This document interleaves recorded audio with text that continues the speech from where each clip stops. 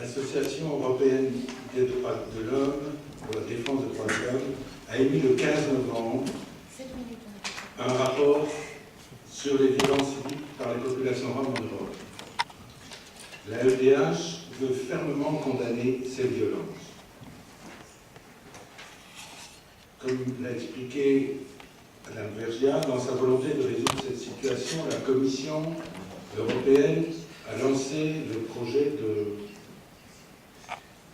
stratégie nationale d'intégration des Roms, projet qui reste très critiqué. Je vais expliquer pourquoi. Ce que démontre ce rapport, c'est que la situation des Roms est dramatique, violente, multiforme et permanente. Qu'elle existe dans tous les pays européens. Aucun État ne peut se targuer de traiter et protéger cette population mieux qu'un autre. Et la manière avec laquelle l'Europe et les États européens traitent leur plus grande minorité transnationale est scandaleuse. Les moyens mis en œuvre pour lutter contre ces injustices sont timorés et faibles. Et pourtant, l'urgence de la situation devrait mobiliser des réactions similaires à celles qui sont mises en œuvre face à une réelle catastrophe humanitaire. Je voudrais vous citer le docteur Jean-François Corti, directeur des missions en France de Médecins du Monde. Aujourd'hui en France, Médecins du Monde est conduit à mettre en place des dispositifs opérationnels habituellement utilisés sur les programmes internationaux en situation d'urgence humanitaire. Ils ont mis en place des moyens correspondant à une catastrophe humanitaire dans le nord de Paris, à Pantin, et dans d'autres campements.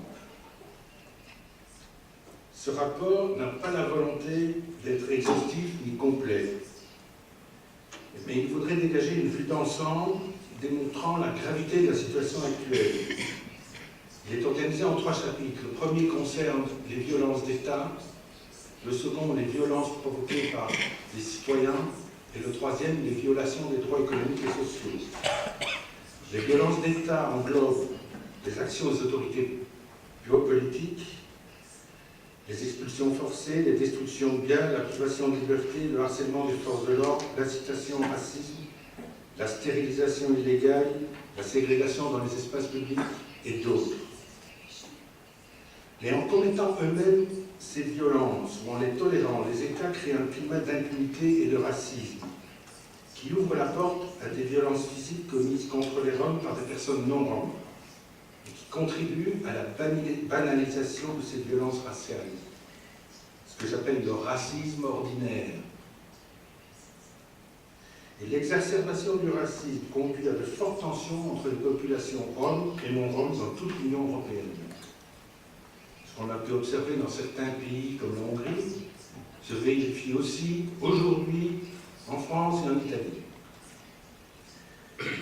Ces tensions se traduisent par des phénomènes quotidiens de discrimination et de rejet et peuvent dégénérer, dans les cas les plus graves, en manifestations anti-roms, attaques racistes envers les Roms, meurtres et traite d'êtres humains.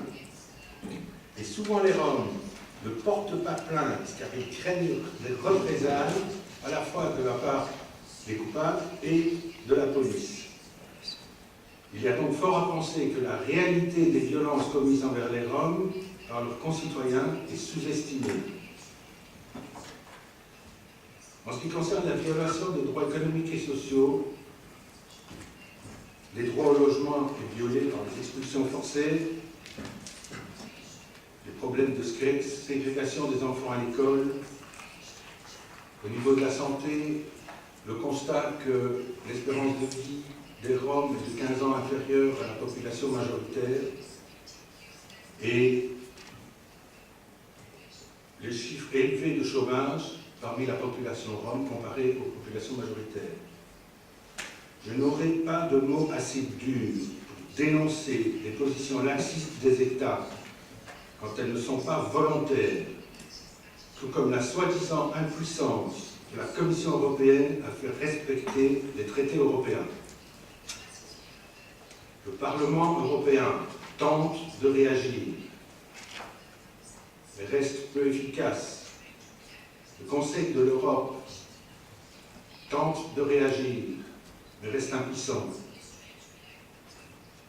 Le non-respect des droits fondamentaux des Roms à travers toute l'Europe révèle la fragilité des démocraties et les faiblesses de ces gouvernements à tous les niveaux, tant européens que nationaux et locaux. Les Roms ne sont pas un problème parmi d'autres. Ils sont un des problèmes fondamentaux de notre société et ils doivent être réglés, ce problème. Je ne vais pas vous dire indignez-vous, mais je vais vous dire réveillez-vous. Merci.